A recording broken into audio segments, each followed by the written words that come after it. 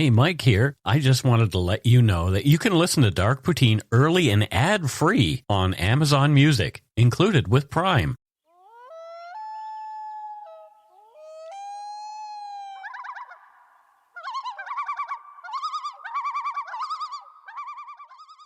Hello and welcome back to Dark Poutine. I'm Mike Brown, your creator and host. With me this week is my friend Matthew. Hello, everybody. Members of the Dark Poutine Facebook groups, the Yumber Yard, and in particular the Barnyard, will recognize Matthew as a prolific poster and especially as the dad of Dark Poutine's unofficial mascot, Steve, the English Bulldog. He's British. Okay, he's a British Bulldog. He counts Wales, Northern Ireland, and Scotland as well. Oh, there you go. Yeah. It's great to have you with me, Matthew. We've talked about doing this for a long time. Thank you. Thanks for having me. Yeah, you're welcome. And this particular episode, I'm glad you could help me with.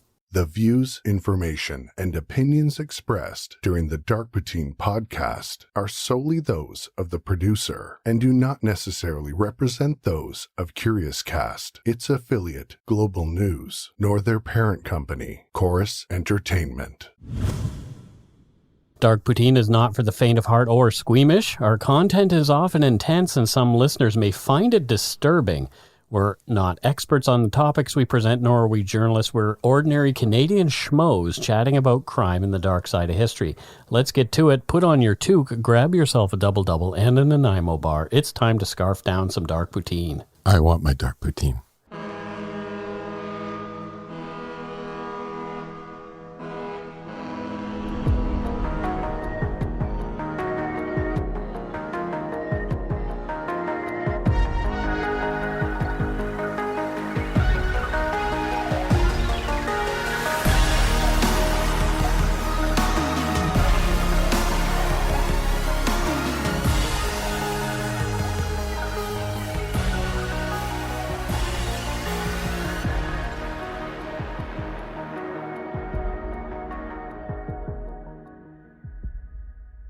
In the early morning hours of November 17, 2001, officers from the Vancouver Police were dispatched to the Second Beach area of Stanley Park. Several callers to 911 indicated that there'd been some kind of altercation and a group of men had badly beaten another man.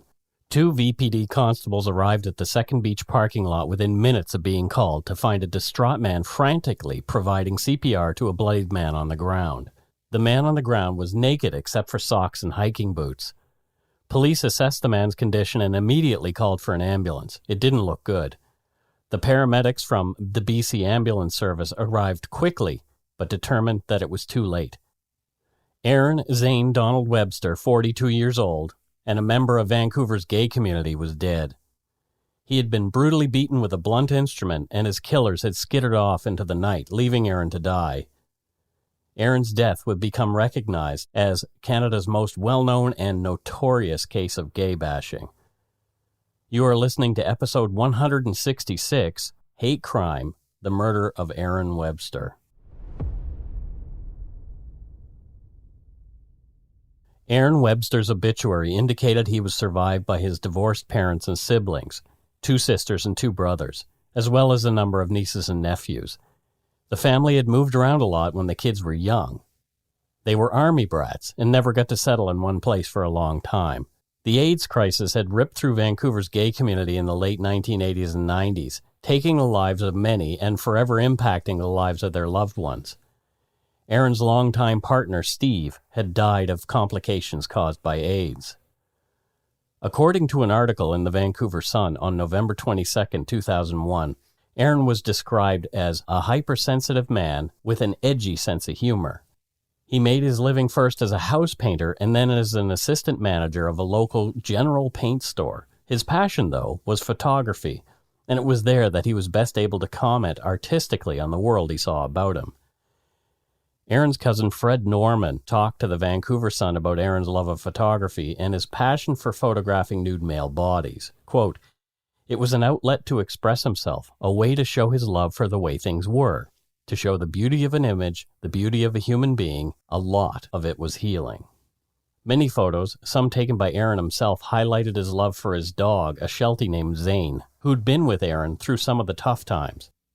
Zane, too, had passed away only a year prior, and Aaron was beside himself with grief once again. According to Yvonne Zacharias in the Vancouver Sun on November 22, 2001, quote, "Before his death, Aaron had been working with his friend Tim Chisholm on a calendar of his photos to assist several businesses in the gay community with public relations. Chisholm says the calendar will become a memorial calendar." Tim Chisholm was also the man who'd provided CPR to Aaron Webster as he lay dying there in the Second Beach parking lot. Chisholm, never a suspect in the killing, just happened to be in the park the night his friend was so brutally killed. Aaron Webster, to all accounts, was a good egg. This is not the first mention of this case in a Dark Poutine episode. We briefly mentioned it in episode 13 when covering another crime that had taken place in Stanley Park, the still unsolved Babes in the Woods murders in the early 1950s. Despite it having some dark history, Stanley Park, called Vancouver's crown jewel, is one of the most beautiful urban parks in the world.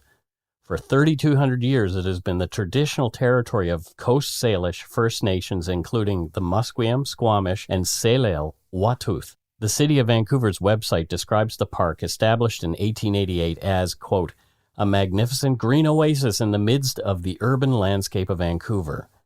The site goes on to invite visitors to, quote, "explore the 400-hectare natural West Coast rainforest and enjoy scenic views of water, mountains, sky, and majestic trees along Stanley Park's famous seawall. Discover kilometers of trails, beautiful beaches, local wildlife, great eats, natural, cultural, and historical landmarks, along with many other adventures. The park offers a wide range of unforgettable experiences for all ages and interests, including Canada's largest aquarium. The privacy afforded by the park's dense foliage and out-of-the-way location has made it a popular spot for thrill-seeking and closeted men to seek out no-strings-attached and often anonymous homosexual encounters in the bushes just off the park's many trails. According to the entry for Rawlings Trail in Stanley Park on cruisinggaze.com, the trail between Second Beach/Bridle Path and the Stone Bridge at Lost Lagoon are the best spots to meet up with someone with a similar agenda. The author of the post on the site wrote, quote, "Best time is after dusk, especially on clear moonlit nights, since the moonlight is about all the light you're going to get to see otherwise. There is also some action first thing in the morning for commuters looking to get a blowjob before heading to work," end quote. This is what had brought Aaron Webster to the park on the night of his slaying. Although police had no suspects initially, there were witnesses to the attack on Aaron Webster that night. According to court documents, a young couple, Michelle Richmond and Frederico Angulo, were out for the evening and decided to take a drive through Stanley Park early morning, coming into the park from Beach Drive. Carol and I have done that exact same drive many times. Upon reaching the intersection of Stanley Park Drive, which is one way going counterclockwise, the couple were compelled to either turn right toward Lost Lagoon or continued for a short distance and turned down into the Second Beach parking lot, which loops around and back onto Stanley Park Drive. Inside the loop is a grassed area with bushes and trees. They chose to turn left. As they approached the entrance to the parking lot, they saw a man wearing no shirt standing facing another man at the near end of the angled parking stalls along Stanley Park Drive. As their headlights lit the scene, which was 1 or 2 car lengths away, they saw the man bring a bat-like weapon down on the head of the shirtless man, and the shirtless man fell. Frederico said they were both side-on to him, and the assailant was to the left. Both noted the assailant was wearing a baseball cap. Frederico said it was black and worn backwards. Michelle said she saw 2 others standing nearby on the same side of the car, but could not see if they had anything in their hands. Frederico saw 2 or 3 people 3 to 5 feet away. He was not really looking at the others, but from what he could see, he noticed nothing in their hands. He saw a car a stall or 2 away from the people and a blue Jeep TJ or Cherokee beyond. He drove down into the parking lot. Michelle called 911 on a cell phone and they waited for police. In the meantime, Tim Chisholm, who had seen Aaron earlier in the evening, had been parked in one of the angled parking stalls back along Stanley Park Drive. He heard noises at the end of the parking stalls and drove his large white Ford club wagon along past the stalls and came across the naked body of Aaron lying beside his car.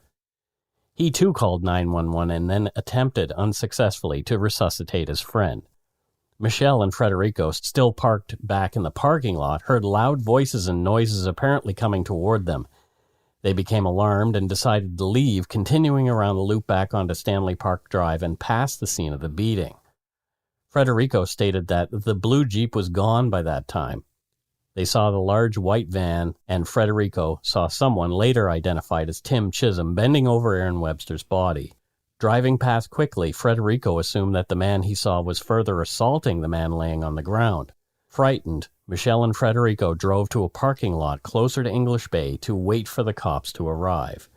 The killers had escaped. The attack on Aaron Webster had been brutal and sustained. Details of his injuries come from court documents. Pathologist Dr. Gray conducted an autopsy on Aaron Webster on November 19, 2001. Aaron sustained approximately 13 or 14 wounds from a beating with rounded, linear objects, one thicker than the other. There were 5 large bruises to Aaron's legs, 2 across the top of his buttocks, 2 on his mid-back, 2 on Aaron's right chest at the bottom of his rib cage, 1 to his left forearm, 2 internal bruises to the back of his neck which were not visible through the skin, and 1 severe area of bruising to Aaron's right jaw spreading into his neck. Aaron's right jawbone was broken. The 2 bruises on his buttocks could have been made by 1 blow.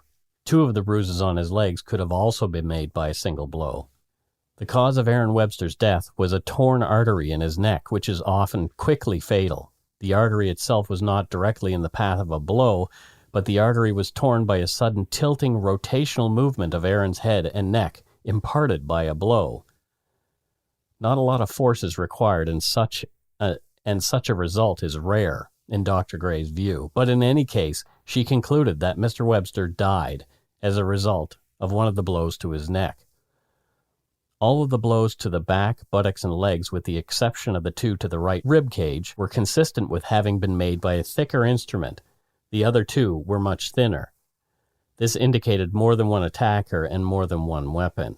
A broken pool cue was found near the pay parking machine, which is 85 meters away from the scene, along the angled parking stalls. This was compared to the thicker bruises and found to be consistent with the weapon used to cause them. The 2 thinner blows were consistent with having been caused by the shaft of a golf iron or the thin end of a pool cue. Dr. Gray said the injury to the jaw could possibly have been caused by a pool cue, although the severity of the bruising to the neck suggested superimposed impacts with another weapon. As the city heard about the murder and its brutality, the majority of Vancouverites were incensed that such a violent and apparently homophobic act could have taken place in a city that sees itself, even then, as a bastion of openness, tolerance, and a safe place for queer people to live their lives. The gay community knew better. Homophobic violence was not so uncommon according to the numbers. Dr. Bill Coleman said in a Vancouver Sun article published 2 days after Aaron Webster's death that an earlier survey indicated that 45% of gay men in Vancouver reported having been victimized in a gay bashing. From the Vancouver Sun on November 18, 2001. Vancouver went through a rash of vicious gay bashings in the early 1990s. One of the worst was the attack on Steve Macklin, who was 27 in 1992, when he was almost killed in an attack frighteningly similar to the attack on Aaron Webster. Macklin was on a gay stroll in Stanley Park when he was attacked. "There was a man standing beside a tree," said Macklin not long after. "As I got level with him, he pulled a steel pipe from behind his back. The man knocked Macklin down and then beat him unmercifully. A second man came out of the shadows and kicked Macklin as he was being beaten with the post. The whole side of my face was crushed, my arm broken in 4 places, ribs broken, and 7 teeth were knocked out. It took 8 metal plates and 38 screws to rebuild his face. No one was charged. The community was sick of it." This was what was behind the powerful response to Aaron Webster's death. As police sought Aaron's killers, on the weekend, only days after Aaron's death, a rally led by members of Vancouver's gay community, including the late Jim Diva, then proprietor of the Little Sisters Bookshop, which according to the Tyee is, quote, "a Canadian landmark for LGBT resources." Expecting only a few dozen people to show up at the quickly planned rally, the group's organizers were moved when over 3,000 people showed up to support them and call for change.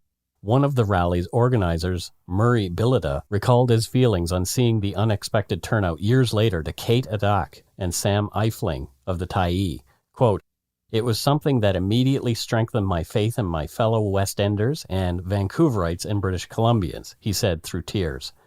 To see a community respond in such a powerful way to one person's violent death was, I think, something we haven't seen in Vancouver since. From Extra Magazine, I think it's fair to say that every gay man in Vancouver, the thought went through their mind. This could have been me, says filmmaker Erilyn Weiserman, who documented the demonstration. Just hit people in the gut. It was really shocking, she says. I remember thinking we were beyond the reach of this kind of violence, and then thinking, well, maybe we're not. I just happened to be right at the front of the march, says Jonathan Byers. I remember getting to the bottom of the hill and wondering how many of us there were, and I turned around and all of Davie Street was a mass of people marching, and still people coming over the hill. I was just amazed. I ended up crying the rest of the way. It was very, very moving. What stands out for Weisman was the silence. There were several thousand people walking down Davie Street, and it was silent, she says. That silence was incredibly powerful. Rally-goers called for the killing to be investigated as a hate crime. It was not the first time there were homophobic attacks on men in that exact same spot. Even though one of the cops, a VPD inspector named Dave Jones, assured the crowd that the attack was being investigated as a hate crime, he was later chastised for saying just that. And police didn't do themselves any favors, telling gay men to stay out of the park for a while as they might find themselves in danger as Aaron's killers had not been caught, rather than making the park a safe place for them to go. They mildly contradicted themselves, stating that there may be reasons other than homophobia, claiming the attack was more likely motivated by the perpetrator's desire for robbery. As Aaron was naked at the time of the attack, that explanation seems to defy logic. From Extra Magazine. In the immediate aftermath of the murder, Diva and other community members formed a committee to identify the community's needs and attempt to meet them. Out of that came more gay representation on various West End associations, such as the then Davie Business Improvement Association and the Streets Community Policing Office. That we'd been isolated for too long was readily apparent, Diva says. The committee also began meeting with police to push for arrests and sensitize the force, quote, because it was readily apparent that they needed us and we needed them, Diva says. It was the first time the gay community had really interacted with the Vancouver Police Department, he notes. Diva and his group hoped to raise $10,000 to be put forward as a reward for anyone who provided information leading to the capture and conviction of Aaron Webster's death. The community really came together. Weeks before Aaron Webster's murder, another man, Edward Smith, reported being attacked by 4 males in Stanley Park near Second Beach. He called 911 in October and early November to report the incidents. Smith told Patricia Bailey at the Vancouver Sun that the 3 young men were in the park on multiple occasions, quote, looking to hurt someone. Smith said he was not homosexual, but claimed he went to the park to take late-night walks to tire himself out. From Patricia Bailey's Vancouver Sun article on December 12, 2001, quote, roughly 3 weeks before Webster's death, Smith said he was walking in Stanley Park at about 1 a.m. when 4 males between the age of 20 and 30 confronted him, pushed him down, and began to club him. They were trying to rob me, said the solidly built, soft-spoken man. Smith said he suffers from insomnia and wanders in the park when he can't sleep. He managed to get away from the 4, 2 of whom he recognized from other confrontations in the park. He described one of the pair as tall and skinny with blonde hair, and the second was short and dark-skinned. Smith escaped his attackers, ran to Stanley Park's main road and flagged down a car, where he used the driver's cell phone to call 911, end quote. The first run-in that Smith had with the group was a year before in November 2000, while out picking up cans and bottles late one night. He was walking by a Jeep Cherokee in the Second Beach parking lot when 4 men got out and threatened him with a bat, but he managed to get away unharmed, talking his way out of it. Only 2 weeks later, after returning to his vehicle from yet another late-night walk, Smith saw the same Jeep parked in the Second Beach parking lot next to his truck. When he got into his truck and started it up, the same 4 men got out of the Cherokee and smashed the side mirror of his truck before he could drive off. Smith was out of town when Aaron Webster was killed, but on hearing of the killing, he immediately thought about the attacks that he had endured near the same spot. He spoke with police again in December 2001, following up on his earlier reports. VPD detectives Rob Feoro and Sean Trowski later told the Vancouver Sun they looked into the group who had assaulted Edward Smith, but the leads, quote, didn't work out. Although police had received hundreds of tips on Aaron Webster's murder and looked into dozens of other incidents in the park, they could not come up with a solid group of suspects. It would be more than a year after Aaron's death before they made any arrests. In the meantime, supporters seeking justice for Aaron Webster kept the media engaged with conversations around hate crimes against gays in the Lower Mainland. Gay men were frightened, rightfully, that it might happen again. Many stayed in rather than go out and chance becoming another victim. Others went out but looked over their shoulders the whole time. All of them wondered when the police were going to catch the monsters who destroyed such a gentle man as Aaron Webster. And we'll take a break right here.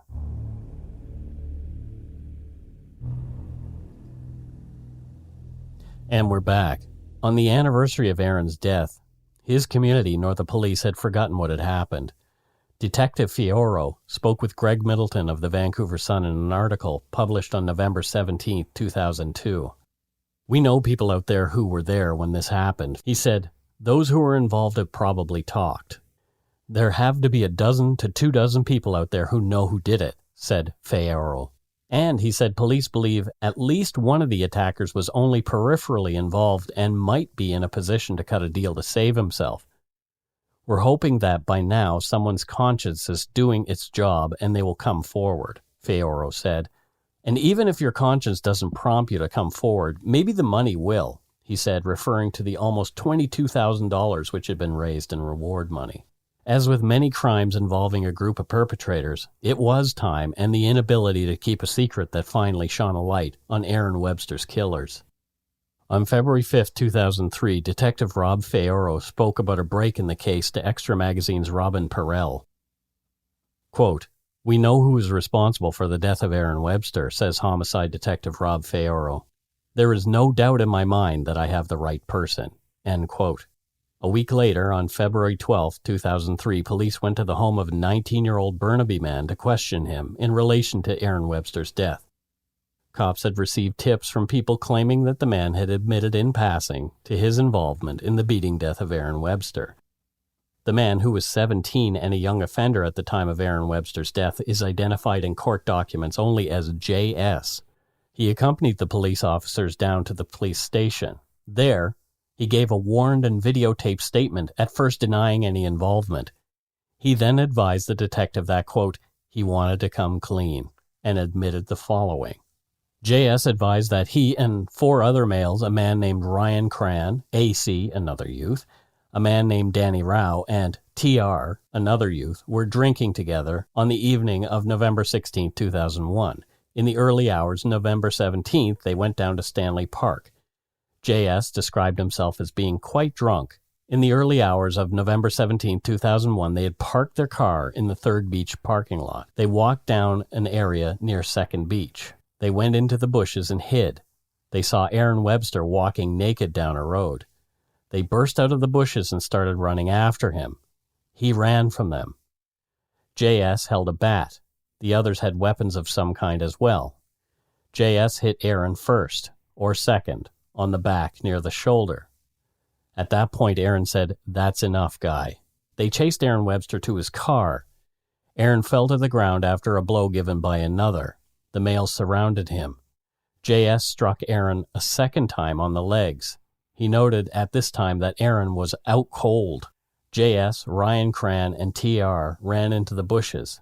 A.C. and Danny Rao continued to hit Aaron Webster, wailing on him as he lay unconscious on the ground. J.S. estimated that they hit him approximately 7 times each. As J.S. was hiding in the bushes, he was thinking, if you don't want to kill the guy, what are you doing? Like, why don't you stop? They just kept going. I didn't say anything, didn't yell anything out. They then all ran down to the seawall, back to their vehicle at Third Beach, and left the park. As they were leaving the park, they saw the ambulance attending to Aaron Webster, attempting CPR. The next day, J.S. learned that Aaron Webster had died. He met with the others to discuss what to do about it. It was suggested by someone that they lie. Quote, just say you weren't there. They got no evidence or anything like that. End quote. Police pressed J.S. for more information. J.S. advised the police that they went down to Stanley Park for the purpose of finding, quote, peeping toms to beat up. The detective asked, is it fair to say that anyone coming that way would have gotten a beating? J.S. said, yeah. The detective asked, it just didn't matter who it was? J.S. replied, no, it actually did. Well, we were looking for those peeping Tom guys. The detective stated, peeping Tom guys who look in cars at guys making out? J.S. replied, fucking voyeurs, yeah, exactly. And they fight back as well, you know? The detective asked, oh, they do? J.S. replied, yeah. The detective asked, how many times did you say you guys did that? Would you go out and look for guys? J.S. replied, oh, I've done it like 3 times. The detective asked, and just again, so it's clear in my mind, why did you guys go out to do that? Was it a fun thing or? J.S. replied, yeah, it's, entertainment. I hate to say it. When asked by Sergeant McCluskey how he felt about this whole thing, J.S. responded, quote, terrible. Just every night I go to bed, it's like things remind me about it. Like every time I hear the word Stanley Park, see it on some map or something, it's just dreaded. J.S. was the first person arrested and charged in Aaron Webster's death. A.C., Ryan Cran, and Danny Rao would be arrested later, and the 2 adults, Cran and Rao, would be tried together. On July 30th, 2003, J.S. pleaded guilty to manslaughter and would be sentenced in December. Ryan Cran had also told a friend about his involvement in Webster's death. He couldn't keep his mouth shut either.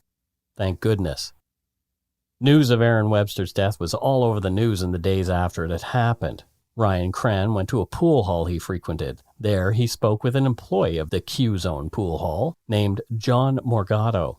Ryan had invited John to go to Stanley Park with him on 2 occasions, suggesting they might go there to the Prospect Point area to drink and party, and if they saw anyone peek into vehicle windows while 2 people were making out, they might beat them up. Morgado refused to go on both occasions. Following the media coverage of Aaron Webster's death, John Morgado began thinking about the times Ryan Cran had invited him to go along to Stanley Park.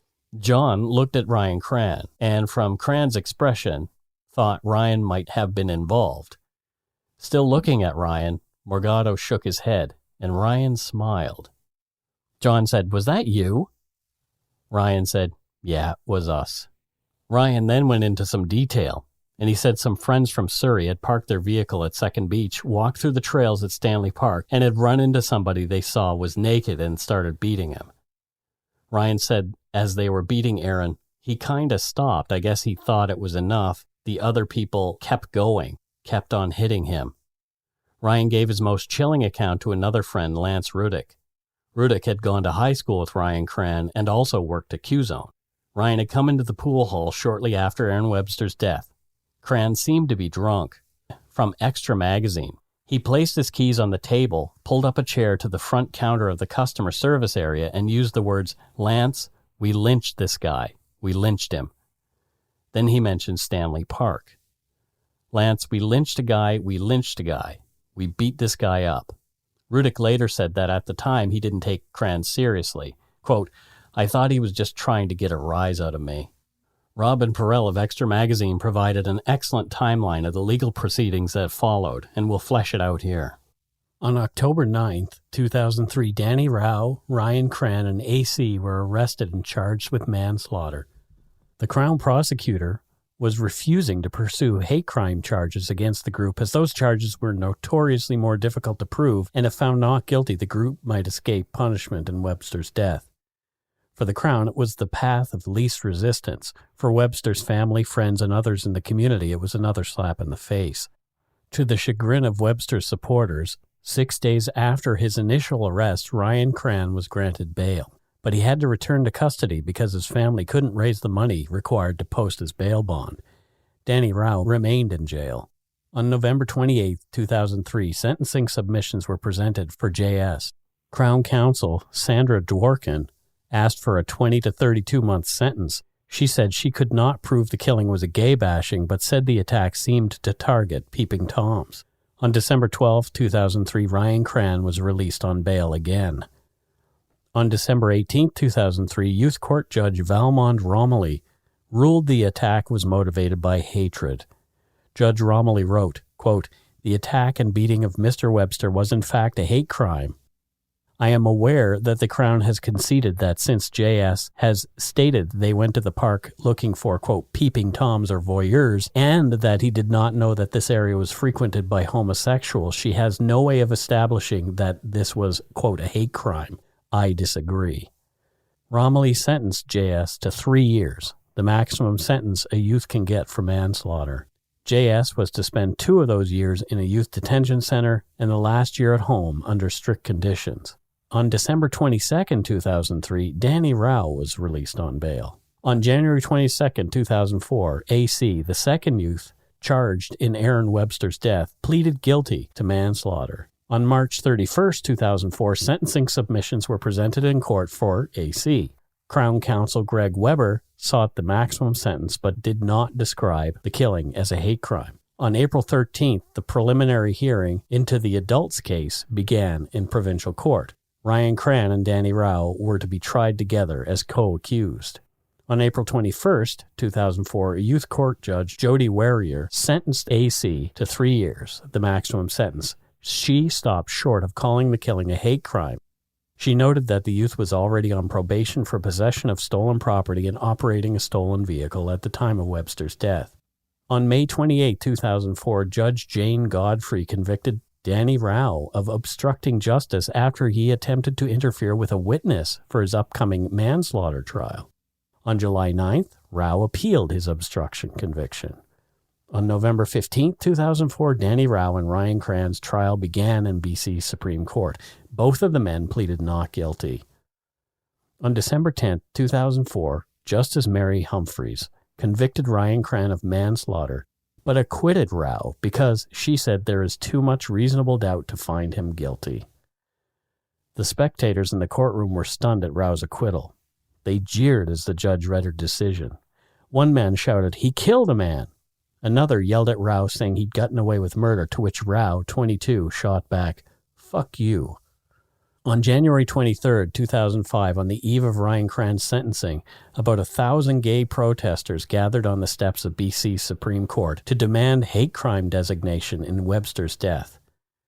Crown Counsel Greg Weber asked for a 6 to 9 year sentence but was not seeking a hate crime designation. On February 8, 2005, Justice Mary Humphreys sentenced Ryan Cran to 6 years for manslaughter. She said that the Crown presented no evidence at trial to prove that Cran deliberately targeted a gay man, so she refused to designate the killing a hate crime.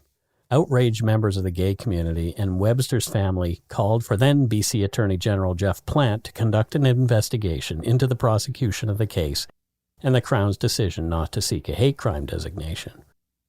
In December 2005, J.S. was released from custody to serve the last year of his sentence at home under supervision. On April 20th, 2006, AC was released from prison to serve the last year of his sentence at home under supervision. On February 6, 2009, after having been denied early parole, Ryan Cran was released on statutory parole after serving 2/3 of his sentence behind bars. Parole board documents show that Cran was involuntarily transferred to higher security while incarcerated for alcohol use. He was instructed to abstain from alcohol, avoid people he suspects may be, quote, involved in criminal activity, and get counseling until his sentence ended on February 7, 2011. Jim Diva had some choice words about Ryan Cran for Matthew Burrow's Georgia Straight article in February of 2009. Diva said what was on everyone else's mind. "Ryan Cran's a piece of shit," Diva, co-owner of Little Sisters Book and Art Emporium, said in a phone interview with the Georgia Straight. "I don't spend much time thinking about him or his life, but it's getting a message out that this sort of activity is absolutely inappropriate, and a broader message that you're not protected when you do this. You get nailed. And our community is there to watch that you get nailed." End quote. As Aaron Webster lived in a co-op, he had been memorialized by the Cooperative Housing Federation of British Columbia with a scholarship. Their site states, "When we created the CHF BC Scholarship Fund, we decided to name one of the scholarships after Aaron Webster. Aaron was the victim of a hate crime. He was killed because he was gay and for no other reason. This tragedy affected many of us deeply because at the time of his death, Aaron was the president of his housing co-op. Not long after Aaron's death, CHF BC established the Aaron Webster Memorial Fund in the hope of using it in some way to celebrate our diversity as a co-op housing movement. This is the seed that grew into our scholarship fund, and each year we name one of our scholarships the Aaron Webster Memorial Scholarship to acknowledge those roots." Aaron's former co-op was named after him, and a new one to replace the old one is in its planning stages. From the Community Land Trust website, Aaron Webster Housing Cooperative is partnering with CLT to redevelop the site of their previous building and provide a new home for their members. After members approved the partnership, they were relocated to another CLT property as a complete community while planning and development are underway. The new building will comprise 64 cooperative homes. 31 homes are replacements for existing Aaron Webster members. 33 homes represent new additions to the community housing sector. In 2008, the Center, a community center serving and supporting lesbian, gay, transgendered, bisexual people and their allies in partnership with the Vancouver Police Department, received funding from the Ministry of Public Safety and Solicitor General's Safe Streets and Safe Schools initiative. Together, they organized a series of public and community-specific forums that were organized to strengthen existing relationships between the Vancouver Police Department and local LGTB communities, and in so doing, address the underreporting of violence, both hate-motivated violence and relationship violence in LGTB communities. The title of the project was the Aaron Webster Anti-Violence Project. The report concluded, "In addition to the improved communication between the LGTB communities and police, participants said that anti-homophobia and transphobia education needs to extend to broader mainstream communities as well. Media, schools, community leaders, and elected officials all play a role in addressing homophobia and transphobia. It is rare that community members have an opportunity to have a dialogue with members of the police force in a non-emergency setting, including senior management. The VPD's willingness to engage in this process sends a strong message to local LGTB communities. The dialogue and relationship building that emerge from these forums are invaluable, yet they are also tenuous. To stop the violence and improve safety for LGTB communities, we need to continue to forge bridges and collaborations." And for support and educational resources, please check out qmunity.ca and pflagcanada.ca, and we'll share those links in the show notes. That's it for this week's case. Dark Poutine episode 166, Hate Crime, the murder of Aaron Webster. Gut-wrenching. Yeah. So I called it hate crime, even though not all the judges decided that they would call it a hate crime. And you did some research on hate crimes and wanted to talk about that. Yeah, well, it's, I think the judges are smart because when it's a hate crime, you have to meet certain thresholds. Mm-hmm. And I think there was a fear that they would get off scot-free if they tried to push it that far, right? So that's probably smart for them to do. Mm-hmm. Yeah, hate crimes generally for me, I kind of have a weird relationship with them because I'm not sure. Okay, this guy was an individual person, right? Mm-hmm. And for me, hate crimes, it's sort of, I worry sometimes that it starts pitting people against each other in society. Now, I think it's important for society to step up and go, okay, this is completely unacceptable. But, I'd rather have seen these guys get first-degree murder charges rather than, try to do a hate crime charge. The one guy was released until the court case, right? Right. Ridiculous. Yeah. That angered me so much when I heard that. Yeah. You want to give people some background about yourself and how you kind of relate to the community in this case? Yeah, well, I'm... surprise, I'm gay. Yeah, it's, I'm gay man in I just realized yesterday I'm in my 50s. I thought I was in my 40s until my husband pointed out that I'm in my 50s. So, times have changed. Yeah. I think it's getting better. But, I grew up in the deep, dark 1970s and 1980s. Mm-hmm. So I've experienced homophobia and hate like all my life, right? From, once I was at Pride in Toronto and somebody threw a beer bottle at us that smacked like from a moving car. Yeah. Right. To I once went to look at an apartment with a boyfriend and was told, we don't rent to people like you. Wow. Like in Canada. Can you believe it? Right. Yeah.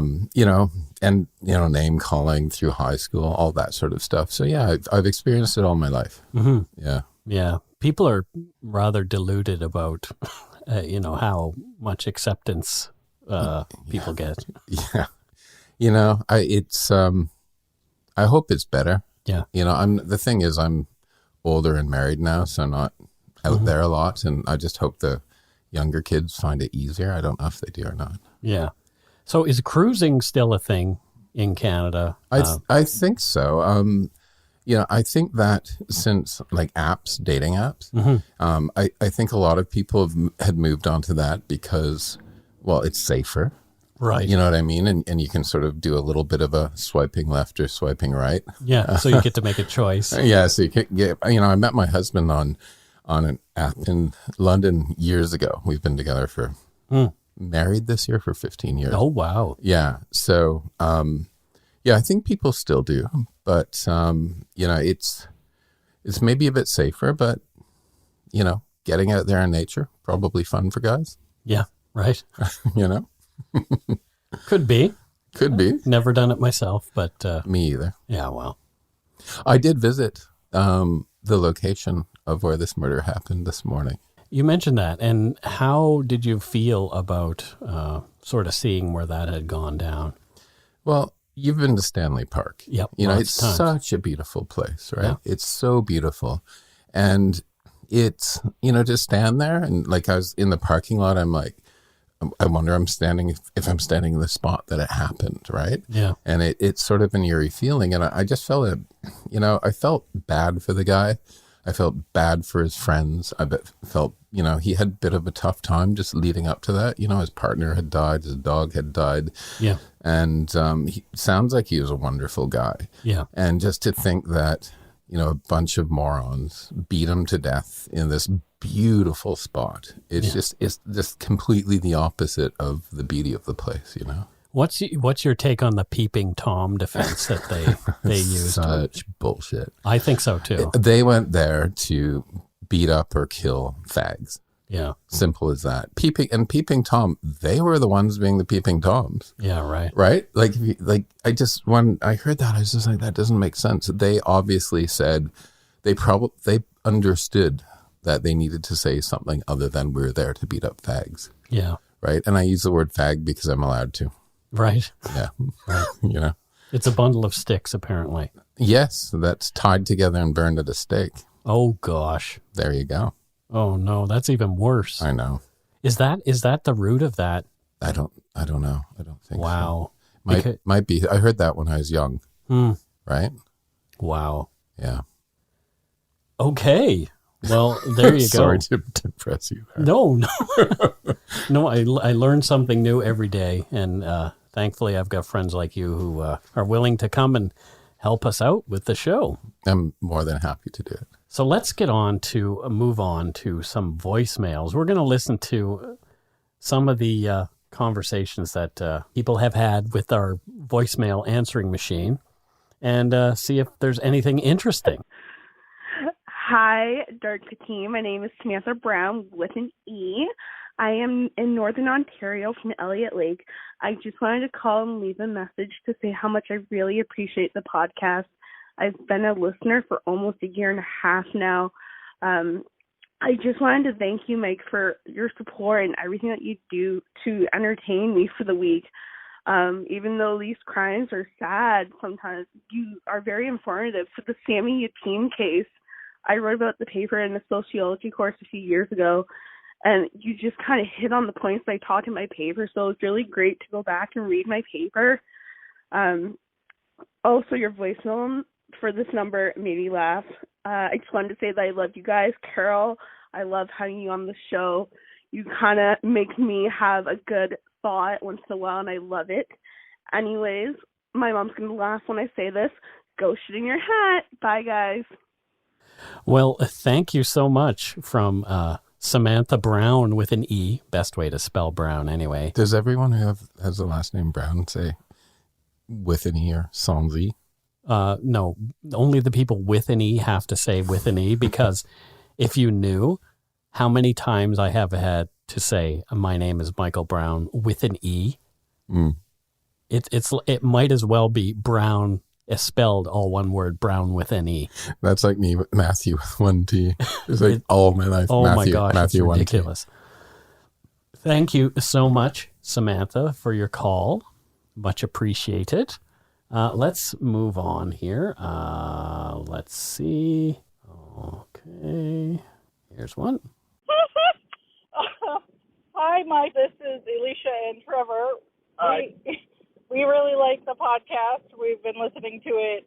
I listened to it from the beginning not too long ago, and I guess our favorite episode, my favorite episode, is still the one about the Halifax explosion.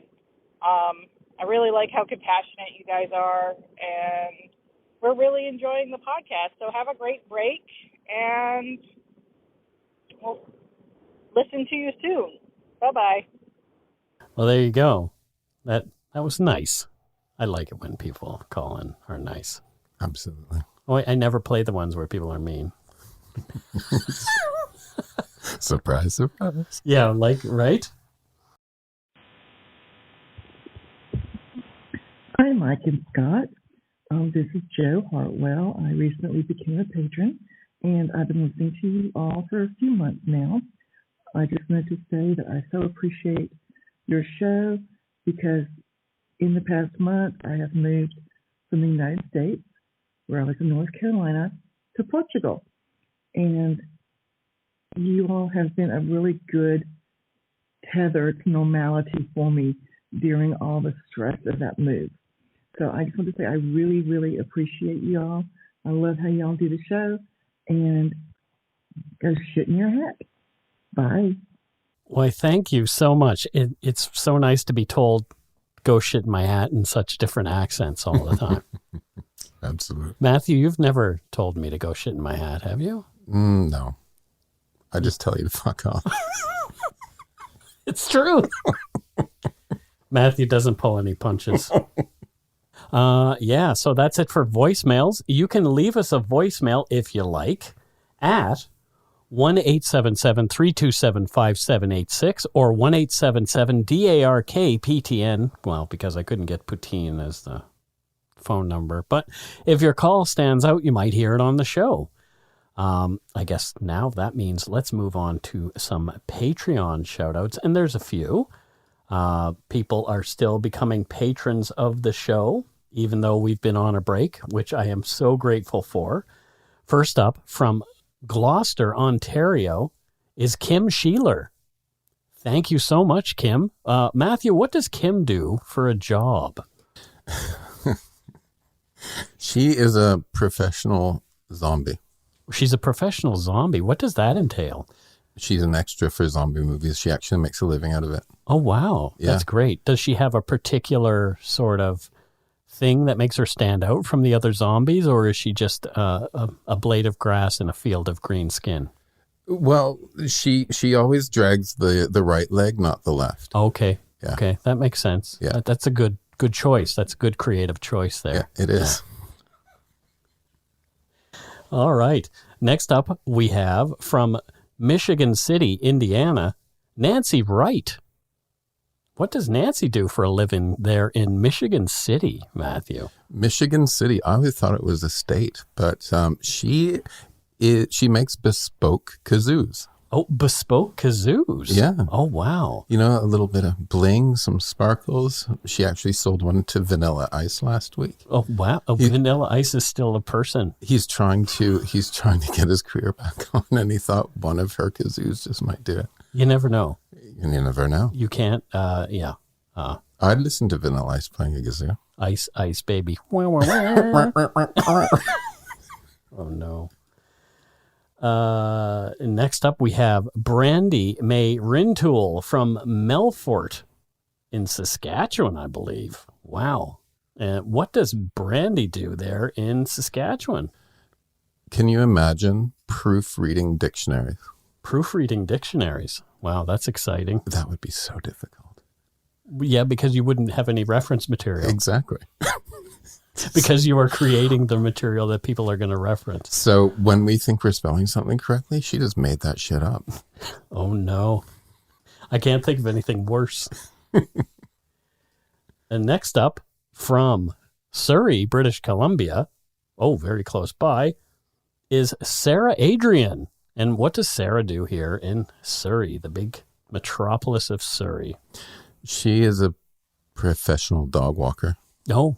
I'm hoping, because I wanted to bring Steve, but my dog, but we thought he'd be snorting and making noise. I was really looking forward to having So I'm hoping Steve. maybe she could like dog walk when I come and do another show. That could be, yeah. Wouldn't that be awesome? So Sarah, if you're up for walking Steve, let us know. It's more like he'll drag you down the street, but that's good. Because he is very Hefty. He's a hefty boy. Next up, we have Smashly Joe. And Smashly Joe does not say where they are from. So where is Smashly Joe from on this wonderful planet of ours, Matthew? Smashly Joe is from East Lansing. East Lansing. And it's really funny because that's near, I think it's near Michigan City. So you have like two people from same area. Right. And so what does Smashly Joe do? Maybe smash things? I'm not entirely sure. I think he makes mashed potatoes. Well, yeah. Those instant ones. You know? They're good. Just add water and just mix add them up. water. Yeah. I actually kind of like those, to tell you the truth. They're sort of a guilty pleasure. Yeah, I've never had one. No, you're a fancy man. You're much fancier than I am. You gave us those pears. How did you do those again? I can't remember. Saffron poached pears. Saffron poached pears when we were at Matthew's house for dinner one time. And we almost went into sugar shock because there's also like 3 cups of sugar with those things. Yeah. They just soak them up. They were amazing. Well, thank you, Smashly Joe. Next up, from the United Kingdom, in fact, Beath, we have Laura Nickel. And what does Laura do there in the UK? Public relations. Oh. Yeah.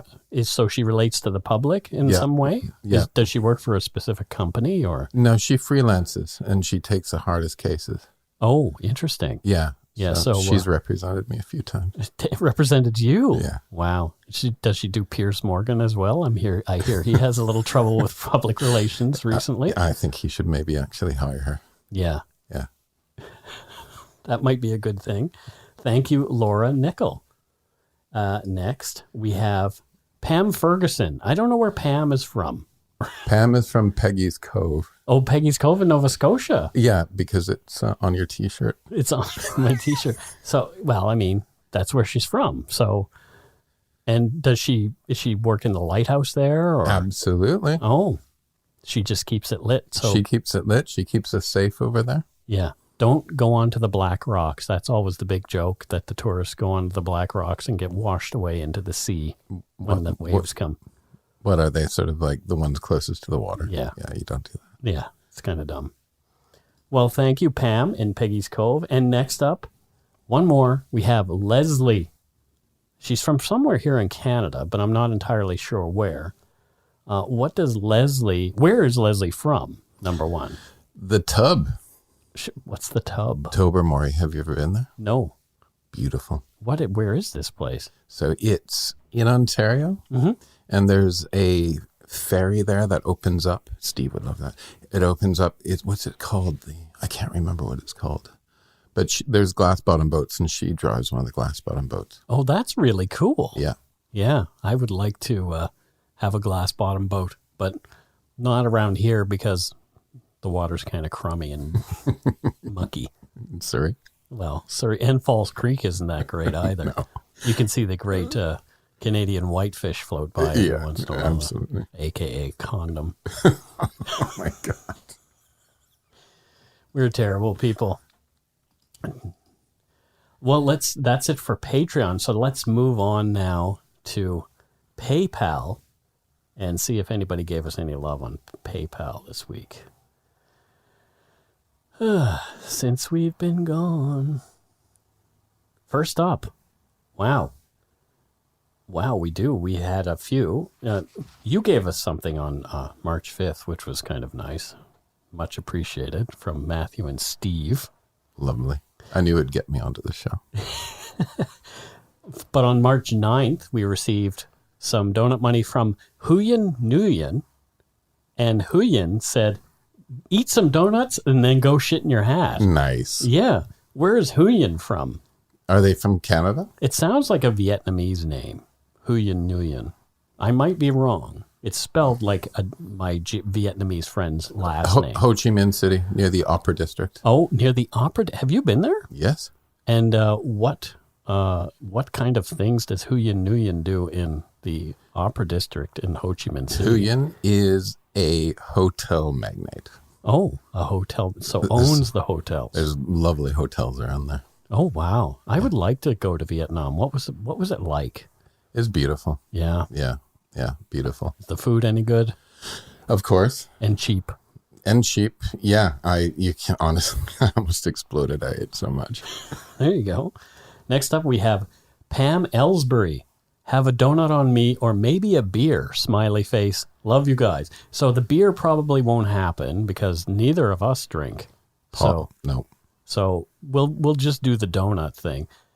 Where's Pamela Ellsbury from? Mesa, Arizona. Mesa, Arizona. Oh, interesting. Yeah. What does she do for work around Mesa? There's a mountain there that you can drive on. Mm-hmm. And it is like, there's a massive cliff and there's no railings. And she is search and rescue. Oh, wow. That's cool. She rescues stupid tourists. I have been a stupid tourist. So in Mesa, Arizona. Oh, did you have to get rescued? No, but it was scary. There you go. Next up, we have Elizabeth Nickel. She says, I just binged your entire catalog and loved every minute of it. If I could suggest a topic for an episode, the greatest true crime of the century, a crime that has left its mark on easily half of the world's population, a crime that forces its victims to carry burdens much heavier than they should, the invention of fake pockets in ladies' pants. Seriously, who decided we don't have stuff to store in our person? Anyway, go shit in your hat, because you certainly can't shit in those pockets. And yes, I've spent the last week coming up with this. Keep up the good work, Lizzie. Well, thank you, Lizzie. So Lizzie, I gather, is a designer, a clothing designer. I think she is. But what does she mean by fake pocket? Some ladies' pants have a fake pocket in the front. It just looks like or in the back. What's the point, though? I don't know. Just for look. Okay. Aesthetics. But I would say that Lizzie is trying to sell ladies' pants with pockets. I think so. Yeah. Where is she from, though? Where is Lizzie from? Yeah. She is, where's that little town? Where is that little town just south of that place? Oh, a little bit south of Saskatoon? She's from Strathroy, Ontario. Oh, there you go. Yeah. That's nice. Yeah, Strathroy. It's funny because, she's striking out, right? She's getting out there being a fashion designer. Strathroy used to be the turkey capital of North America. Oh. Yeah. Wow. And she's like, I'm not going to do turkeys. I'm going to do fashion. Good for her. Absolutely. Next, we have Alexandra Mikkel, and she says, can you wish my friend Renata a happy birthday? She recommended this podcast to me. She's turning 29 on the 29th. Well, we were on a break on March 29th. Happy belated birthday. Renata, happy belated birthday. Thank you, guys are the best, Allie. So much appreciated. So she is a professional birthday wisher, I would gather. Just for friends and family. Just for friends and family. But where is Alexandra from? Is she Canadian as well, or is she from down south? I don't know. I think she's from Harlem. Harlem? Yeah. Oh, interesting. I don't think you've had anyone write in from Harlem. Harlem's like really supposed to be on the up as well, by the way. Yeah, it's supposed to be on the upward swing. Have you been up there? Nope, I have never been. So you should see some of the beautiful old buildings up there. Oh yeah, Gorgeous. like old brownstone. Yeah, so nice. I'd love to live in a brownstone. Yeah, well, brown with an E stone. Oh, stop. Exactly. And our old friend Irene Briand is back with another donation. Donuts for two Canadian legends. I love the show. I've listened since the 4th episode. Love you to bits. Virtual hugs with a rose, a heart, a hug, and a Canadian flag. Oh, that's great. Why isn't she listening to the first 3 episodes? I don't know. Oh. They were terrible. Were they? None of the early ones were that good. You know, if I go to podcasts, I actually intentionally don't listen to like the first 6 months of the podcast. It's probably because a good idea. The quality level goes up. Yeah, it does go up after yeah. a time. Yeah. Hopefully this show does the same thing. Anyway, thank you so much to our patrons, past and present, and our Donut Money donors for your generosity. It helps to keep the show going. You can become a patron of Dark Poutine at patreon.com/darkpoutine. For a one-time donation, you can send us donut money via PayPal using our email address, darkpoutine@gmail.com. If you don't subscribe already, it would mean a lot if you did. You can easily find Dark Poutine on iTunes, Podcast, Stitcher, TuneIn, or Spotify, wherever else you get your on-demand audio. Check out our website, darkpoutine.com, for show notes and other cool stuff. Please take the time to give Dark Poutine a like or follow on Facebook and Instagram. Come meet Matthew and Steve on the Yumberyard and the Barnyard. And most importantly, thank you for listening, and tell your friends about us. Word of mouth is a powerful thing. Until we return, don't forget to be a good egg and not a bad apple. Bye-bye, everybody. Bye. Thanks, Matthew. You're welcome.